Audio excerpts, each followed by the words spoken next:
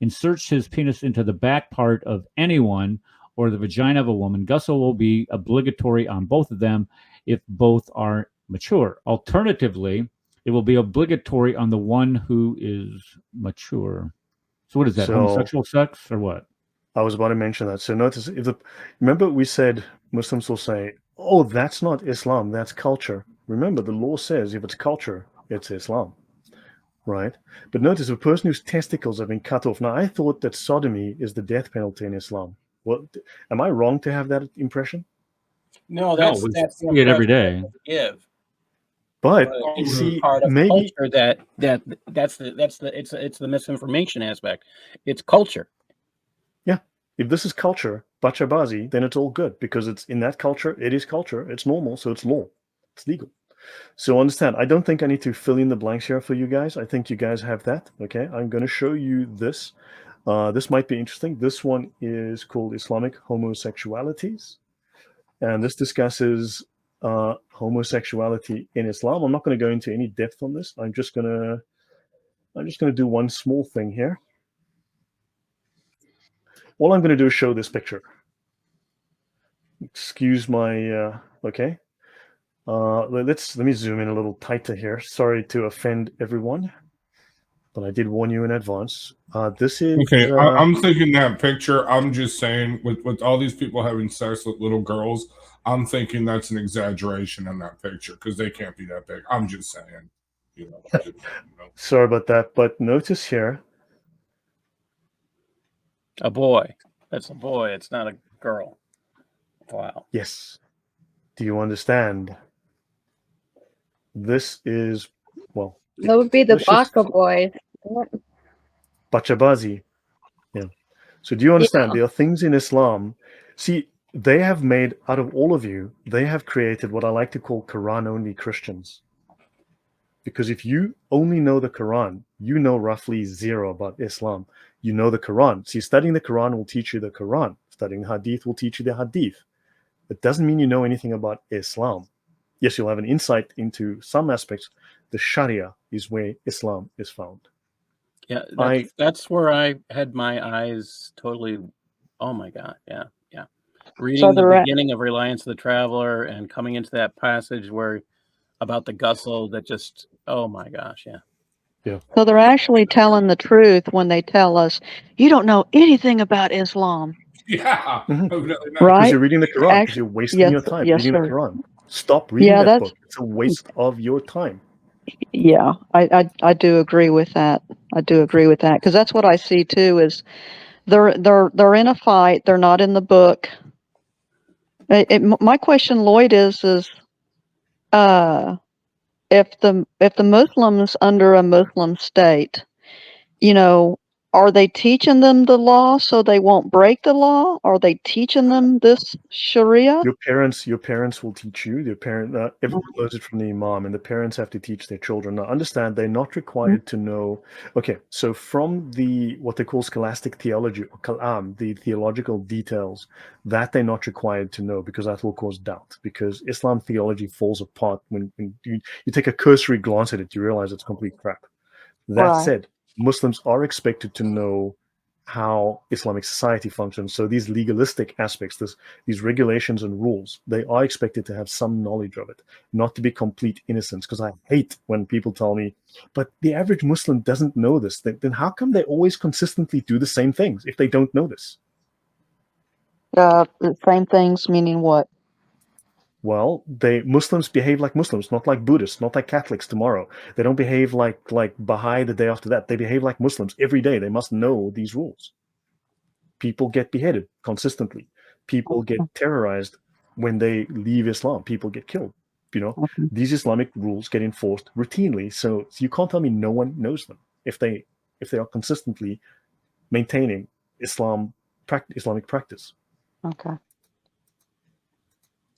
So this book is an encyclopedia of Islam dealing in a very simple way with the tenets and principles to practice in day-to-day life, which includes diddling infants. Let's have a look at that. Infant wife adultery. Is your infant wife cheating on you? Well, a husband who accuses his wife of adultery is disciplined If, of course, if you accuse your wife falsely of cheating on you, you are disciplined when adultery is impossible, such as when the person accused is a mere infant. Because why would there be a provision? Okay, why is there a provision for a stop, Brad? Why would there be a provision for having a wife as an infant? What's the purpose of that? Because maybe she was sleeping with someone else, but it wasn't her fault. She didn't actively, at 6 months old, at 2 years old, she didn't actively go out and look for another partner. The other guy seduced her. It's not her fault. It's the other guy's fault. But if you do it falsely, then of course you need to be punished, because how can you blame this poor innocent little girl, your wife, which you sleep with, of sleeping with someone else when she didn't do it? But she's an infant. Do you guys realize that Islam gives men so many ways? I mean, this is the perversity. I mean, in other words, you have every opportunity in Islam to commit all the bizarre sexual fantasies, beyond reproach, okay? All right? So if you go outside the bounds of this, then you deserve to get stoned to death, because you are totally full-blown beyond pervert of the highest level. If you, I don't think you can go beyond the bounds of this. That's what it comes down to. That's what exactly. How could you? How? Oh my God! This is. I have no words. Yeah. And do you think Kenny knows this, Eric, Probably. or probably, and to lie about it? Do I think who knows about this? Would you say, Tony? Yeah. Do you think my honest belief is that he's aware of it and he just doesn't want to discuss it? Guy, I can't hear what Connie said. What did you say? Is Kenny Bomer aware of this? Yeah. Oh. You think Kenny is aware of this? If he is, then he can't discuss it because it's illegal, because it reveals a weakness, reveals secrets of Islam. 2, he cannot discuss it because it embarrasses Islam. Anything that embarrasses Islam is slander, and is therefore a lie, even if it's true. Okay. Do you understand this? Sorry? Well, my comment about this adultery thing is the men would have to plan ahead to catch the wife in this, in order to be able to accuse her. Look, this is not something we understand, because this is not something we expect to have to deal with. Okay, go back one, Lloyd. Right. So sorry, my bad. Let me just go back for you, yeah? Yeah, go back one. I wanted to get that. Now the other one. The one... no. Forward. No. You're back too far. Back too far. Next one. Go forward one. No, the next one. What was the next one that you had up? There was that one. What is that? Is that A12.2 or 12.2? Oh, okay. 12.2. I'm going to look these things up, and they're going to get posted in my Reliance of the Traveler book. Okay, thank you. All right, go ahead. Yeah, so that's that. So I'll finish on that score there with that. Unless there's other questions, then I can go into different sections. We got about 15 minutes left. So whatever direction that you want to take us. Okay. I appreciate you mentioning that part, because after you had presented that last Saturday, I was just completely disgusted. And I think we had Karen Thompson was on here a couple months ago, and I think she mentioned that, but it just kind of in passing and was not as detailed. That should enrage you if you have a soul. Right. Yeah, that's what I'm trying to get at too. It's just like, if you know this stuff, why would you be lying about this? Why would you not want to get out of it instead of completely different moral system? It's a completely these people are left mentally. This is one of the reasons their why value they're system is altered. Constantly called mentally ill instead of criminally competent. They follow a system that creates mental illness, and this system creates mental illness by having these beliefs. Mm-hmm. And these are like Americans coming in, like Kenny, right? He came in at 17, got serious when he was about 30. No, he was older than that. He was in prison. No, I'm sorry, he wasn't in prison. Yeah, he said he got serious about, about 30 years old. He's 50 now almost. I don't believe he's. Oh, geez. Do you understand why they need to focus you on the Quran? They need to focus you on the Hadith so that you never discover these sources, that you never examine the Sharia. Do you understand? Yes. Now, yeah. Yeah, Now, I do now. Sure. All right. So what are we looking at now? Okay, so I'm going to briefly talk about Hadith because this will help to clarify for the audience a lot. Muslims will say that's a weak Hadith. Well, if it's a weak Hadith, it means it's 100% authentic. It's good to go. So this is I'm on page 12 right now. So this one, you'll find it if you go look for Fatuh or Bari, if you look for this word or this word in my collection, in my books, right? You'll find this. Now, we read the Hadith. Islamic scholars will tell you, don't waste your time reading the Hadith. That's toddler Islam. That's kindergarten Islam. The scholars read what is called the tafsir of Hadith, just like you have tafsir of the Quran, right? And the tafsir are not final; they're just opinions. The final opinions are what's in the Sharia, the ijma, the consensus. There's also consensus opinions of what the Hadiths mean. The most famous of the Hadiths, of course, are the collection called Da'if Bukhari, which you've all heard of. And of course, the most famous commentary on that is called the al-Bari, okay, by Imam, Asqalani. So, okay, we're going to get to him in a moment. So I'm going to go back to page 12. And this is a collaboration, okay? This is a collaboration between two universities, Medina Munawwara. Okay, this is the Islamic seminary in the city of Medina, the city of the Prophet, and Al-Azhar. So technically the two most highly revered Islamic seminaries on earth. And they are doing a retranslation of the Fatuh al-Bari, and this is an excerpt, and they're explaining Hadith, how they work for us. Okay, this is from the top Islamic scholars in the world. They say here, removing weak Hadith from works was not the example of the scholars.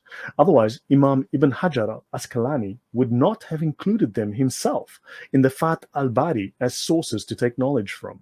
So this is the most famous. This is possibly even more revered than Bukhari's Hadiths. Okay, this is regarded as giving you the true insight, the true understanding. Just like the Sharia gives you the understanding of Islam, this gives you the understanding of the Hadiths. Okay.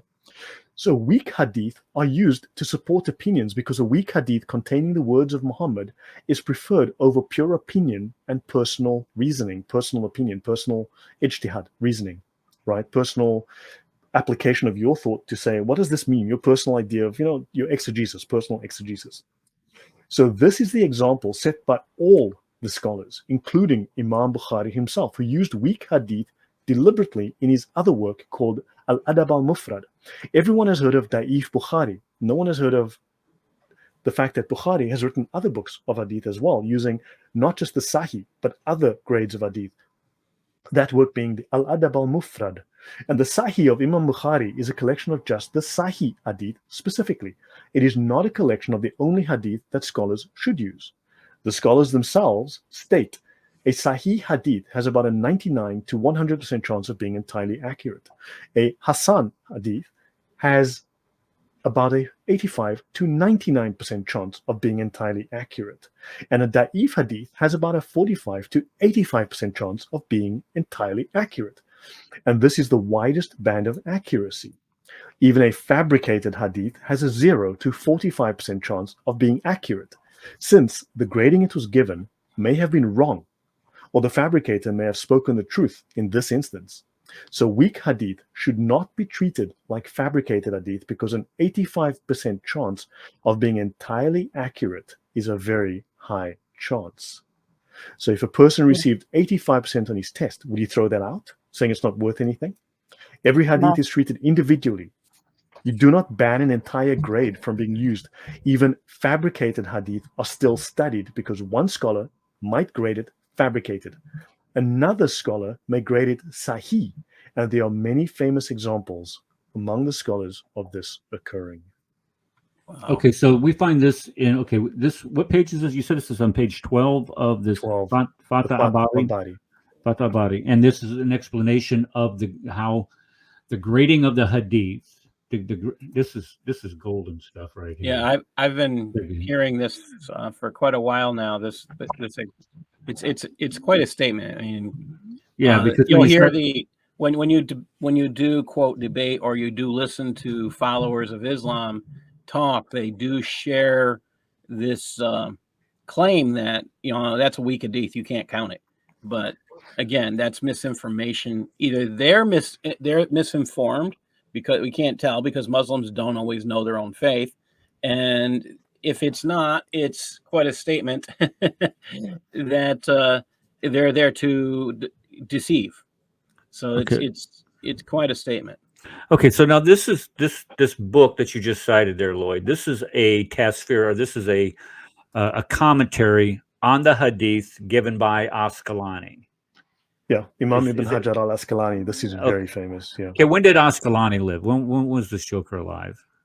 It's a good question. I'll look it up. I just thought maybe you knew off the top of your head. I'll look it up because a lot of these guys, you think of like Ibn Kathir, Al-Jalalain, and all of these guys that are making all these commentaries on the Quran, or the tasfir on the Quran.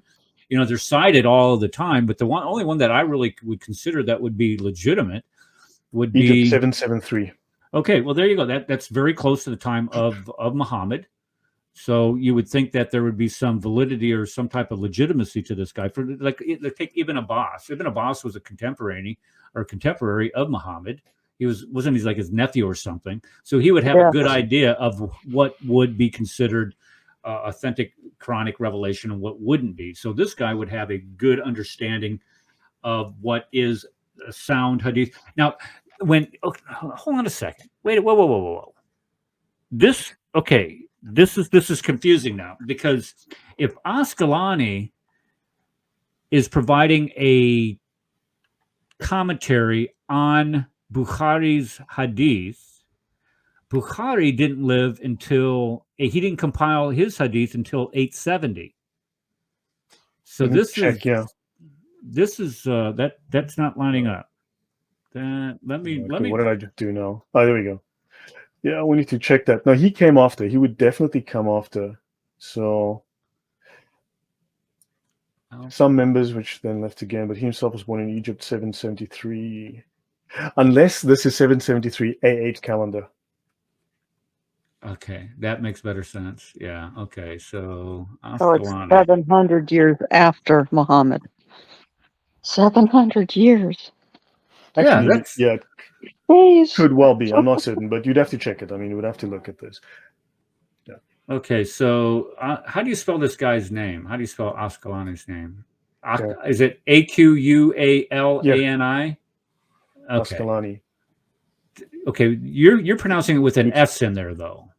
Sorry, I need to just fix this. Darn it, I just did this to myself again.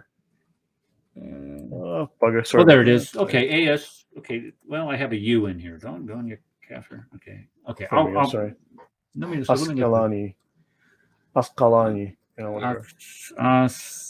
Wait. That's. Come on. Yeah, you'll see. Darn it. You'll see Imam Ibn Hajar. You'll see with an R sometimes here. After the A, you'll see an R. 1372 to 1449. Okay, so that makes all the sense in the world then. Okay. Yeah. All right. I'm sorry for interrupting there. We got about 5 minutes left in the show. So So any last questions or comments? I think I've done enough. I can stop here, but anything from you guys?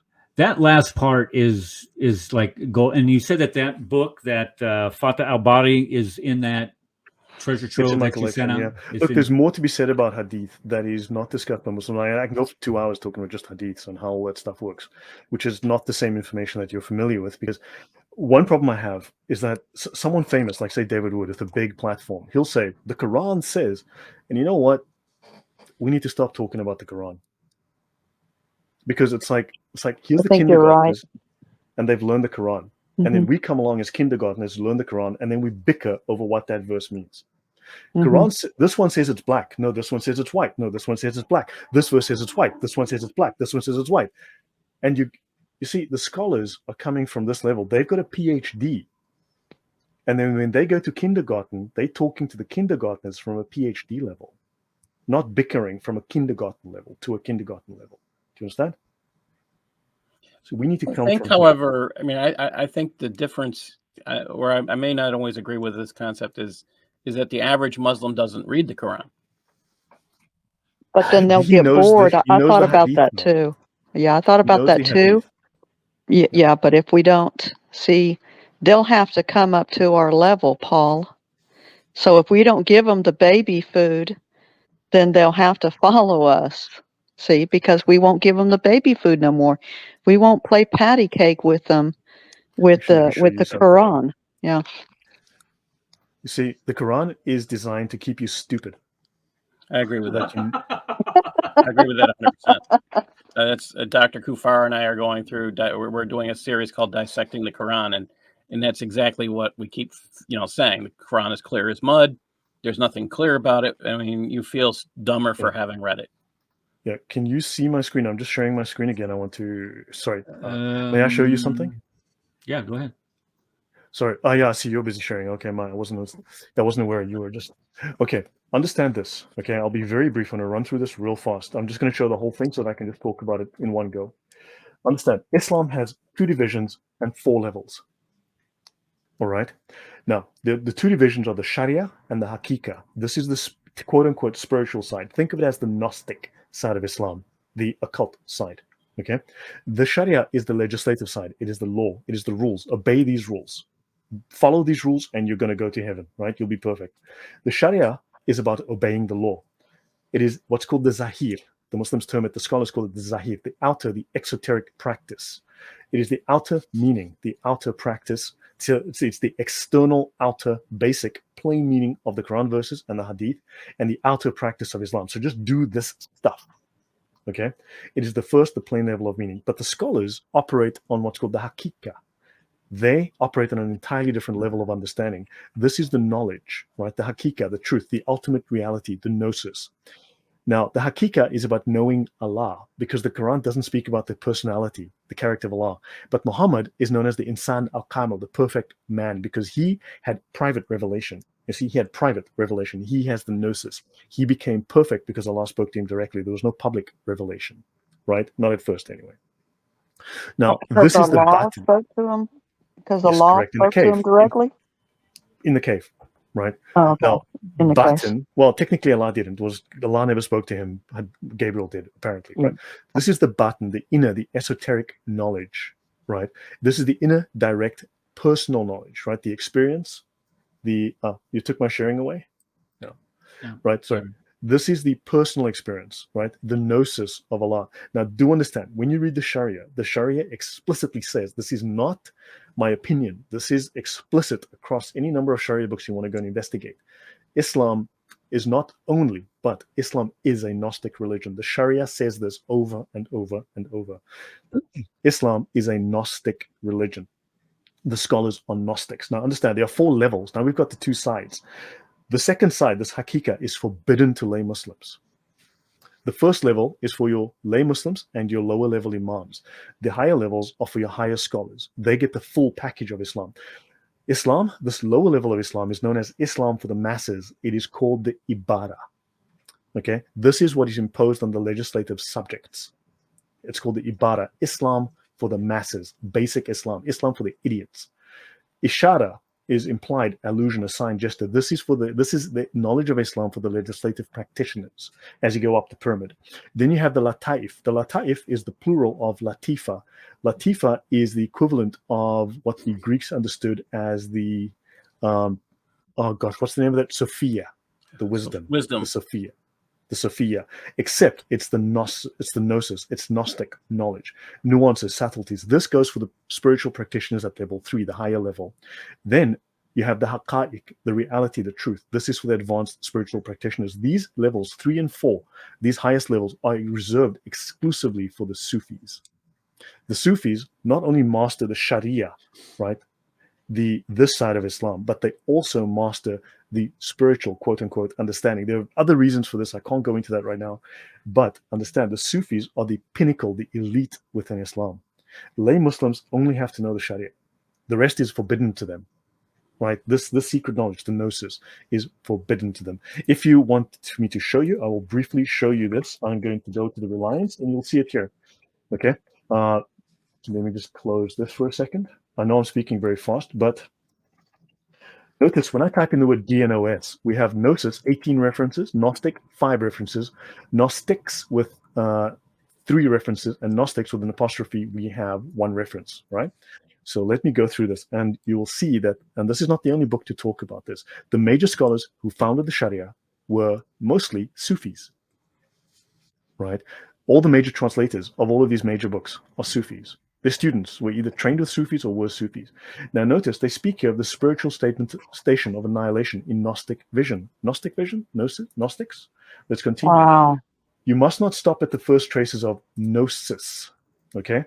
Let's continue. Notice other idiots that came before the Muslims claimed to have attained to gnosis and contemplative knowledge of the divine, to have reached nearness to Allah. Other fools have made that claim, but we, the Muslims, we have attained to the gnosis.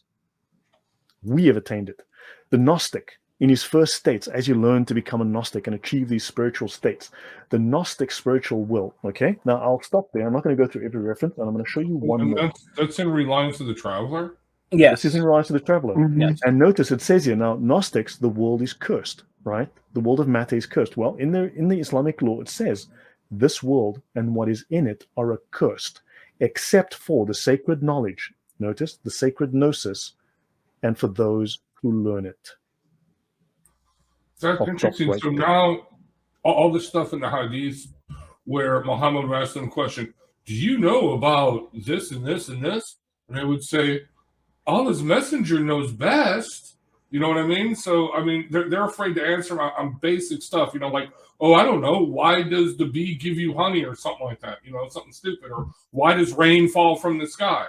You know, and they would say, well, Allah and his messenger know best.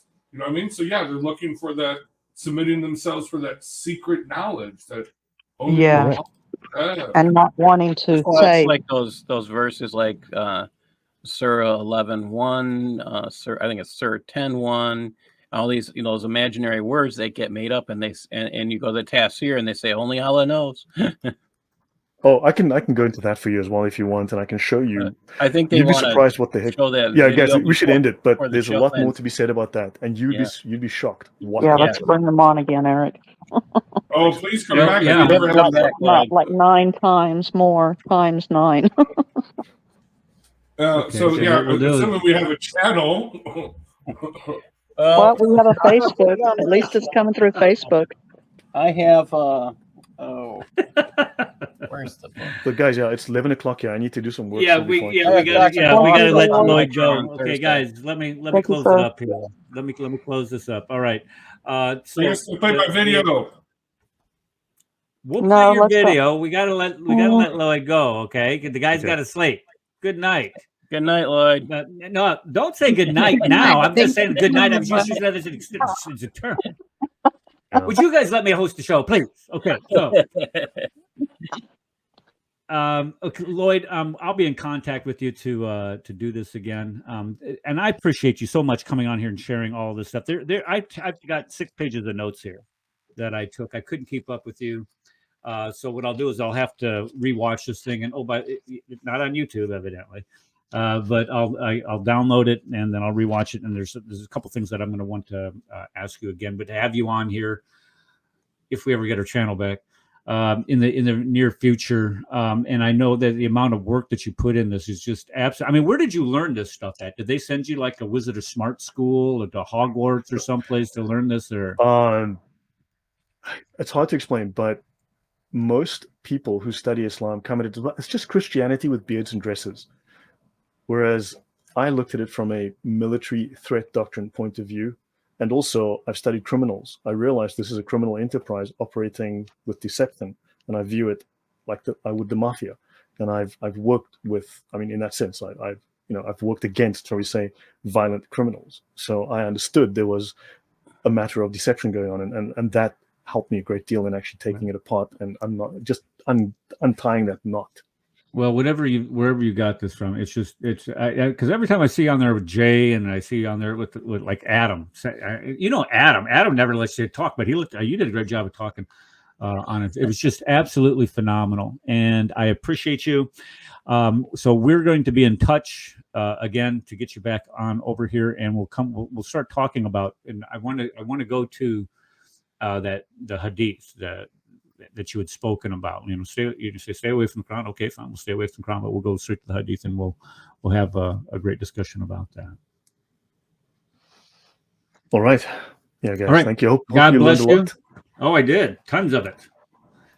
All right, so guys, we're going to end the broadcast. So, no, we got to play the video. Got to play the video. Play the video. Play the I will video. stay tuned. Play the video. All right, play the video. Play the video. Okay, let me find the video. I think I. No, Look at the. Share my screen. Share Hold on, my just a second. screen. Would you stop? I want to show you something here. I got a. Let's see here. We're like a dysfunctional family here. I'm sorry, boy. Okay, here I got. Let me see. Let me share this. I just got this email. Look at this. Look at this guy. Hold on. Where'd it go? There it is. So that's who's behind it. I don't know if he's behind. I don't think Kenny's smart enough to be behind that. I don't know. Well, it doesn't matter. We'll get it worked out. We'll get it figured out. And okay, Rad, go ahead and share your screen. All right, this is a promotion for next Sunday's show if we have a show next. Go ahead, pull it up. Sure. Pull it up where? You want me to show it or you gonna show it? No, I'm sharing my screen. You gotta let me share it. Go ahead. I don't see it. Oh, there we go. Okay. There you go. Okay. All right. Here we go. Shh, quiet. Here we go. Oh, open it full. There you go. Interpretation of Surah 9:5 is rendered incorrect. Okay. You tell me where it's wrong. You stop me where you see the part that's wrong. Okay. Well, which portion was wrong? Do you realize that it's talking about specific polytheists? It's not talking about all pagans and all polytheists. But he knows that. Danny Davis, let me ask you a question. Do you recognize the fact that the verses are referring to polytheists that broke the treaties versus polytheists who kept the treaties? You understand that?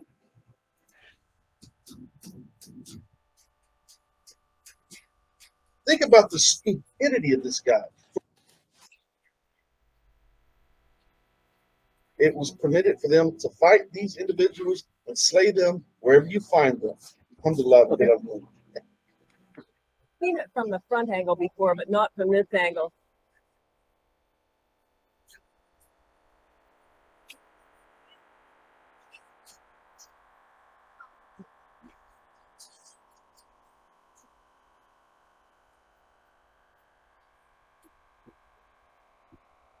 So, Kenny, you're Muslim. Why haven't you brought out found some polytheists and killed them wherever you found them? Well, that's a good question, Brother Abu Yazid. Let me give you an answer to that.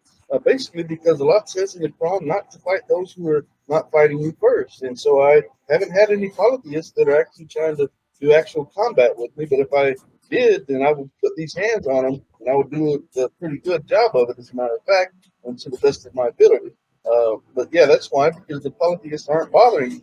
If they were trying to harm me or my family or members of the Muslim community, then I would be fighting them tooth and nail to stop that oppression. So that's why. Oh, that's a good answer. Okay, that is a good answer. It's the same type of character when it boils down to it, because it doesn't matter. Some of these people, they're bent on being an enemy of Islam no matter what happens. And these are the type of people that, unfortunately, if we live in a different period of time, or we lived in a certain situation, we would be at war with a Danny Davis. I mean, when it boils down to there's no doubt about it. I mean, you can be sure I'm online looking for them. Break out your 9 and start busting shots at them.